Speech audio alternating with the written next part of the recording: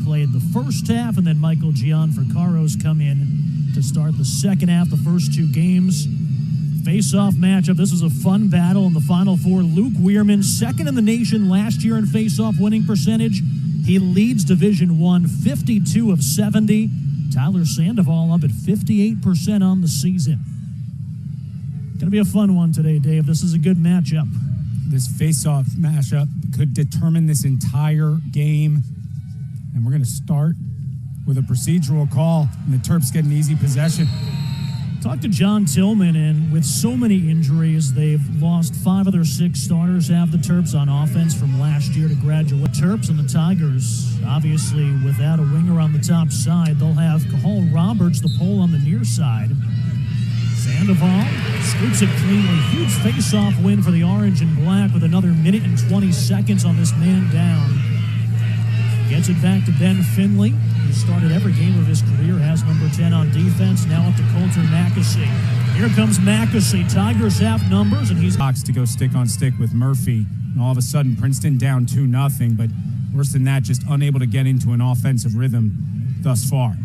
Owen Murphy, the Johns Hopkins transfer, big face-off win controlled by Stevens. Here come the Tigers. Stevens was looking towards the midfield, instead flips it. Tigers, you've got to get your hands free and test a young goaltender. And a lot of folks thought Dolan was going to be the starter after the performance last week at Syracuse. The youngster Rupel gets the start, and to your point, Cody, just has not been tested. If you're Princeton, you've got to take shots that maybe otherwise you might not take just to test the young goaltender. Talking about the face-off matchup, so far today it really hasn't been a factor because we've only had 4 draws so far, 2-2. Sandoval for the Tigers. Wierman, the All-American. And gets there first on the board. And Rupel sees first collegiate goal get by him. So Princeton will look to see if they can test him again, but they're going to have to get possession first. Yeah, there's the great equalizer, Wierman, and then an errant pass scooped up by Luca Lazzaretto for the Tigers. Fourth man, senior from Ashburn, Virginia, with his 5th of the season. Clean face-off when Wierman's going to fire wide.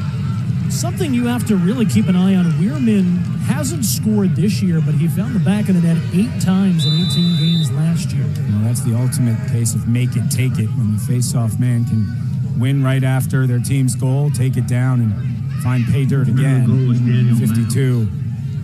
I mean, talk about 70+% this many games into the season. After one game, sure, maybe it was a mismatch, but truly early in this second half. Eric Peters was the starter the last 2.5 years. Coming into this season, the Tigers did not have a goalkeeper that had started a game. The 3 on the roster had played about 48 minutes total a year ago. There's no goalie on the planet that's stopping it. That one, maybe. Daniel Maltz, he was a starter on attack his first 2 years, and then with all the depth and talent last year, Keegan Kahn transfers in from Villanova. Maltz shifts to the midfield. Had a good season, 10 goals, 17 points.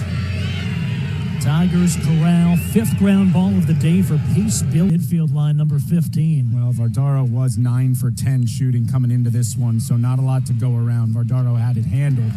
As Stevens picks up a ground ball, can they play a little make it, take it to make this interesting? Well, Brett Makar saying no. He often says that. Stevens back to the midfield, draws Makar with him, though. Tigers have numbers out in front. Rondo left it behind. Saris overruns it, scooped up by McDonald. Shots 30-24 in favor of the Terps. Princeton trailed 3-1 at the half. Maryland has doubled that up. It's now 6-2. Tigers have it. Jake Stevens tried to split the defense, but Maryland just... Talk about a lacrosse family. Daniel Maltz as Princeton wins the face-off. Sandoval shoots and scores with a tumble.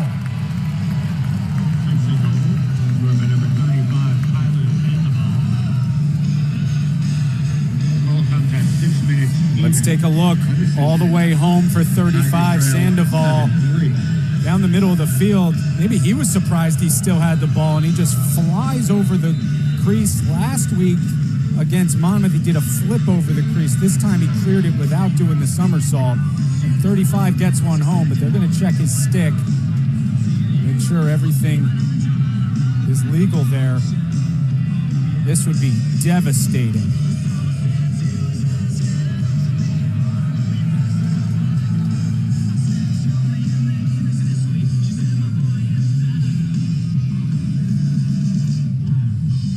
As it stands now, 7-3 on Tyler Sandoval's first goal of the season.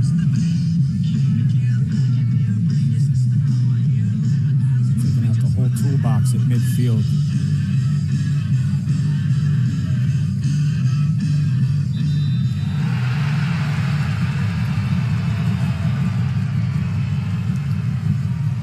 And there it is. The flag flies. Well, you were wondering, how did Tyler Sandoval hang on to that ball?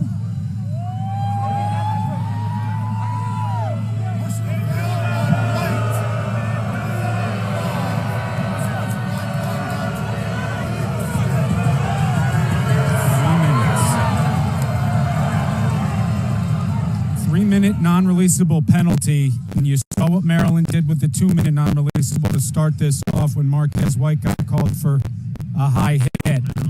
That is a tough one to swallow if you're a Princeton Tiger fan, but kudos to Maryland. In the scouting report, maybe they said, hey, if 35 scores, check the stick immediately.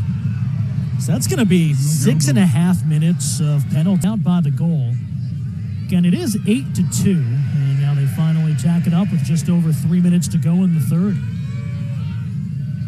Princeton, keep in mind, they were down 3-0 against Manhattan. They were down 5-4 at the break. They outscored the Jaspers 8-2 in the third quarter. As good as Manhattan is, they were one of the best defensive teams in the country when they went to the NCAA tournament. Manhattan not quite Maryland with what they bring back defensively. I was incredibly impressed with Manhattan's defense, goaltending, how they played that game. Yeah, John Persico, one of...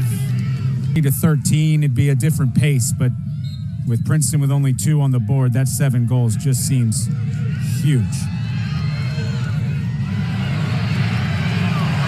Another flag comes in. Stevens will scoop it up.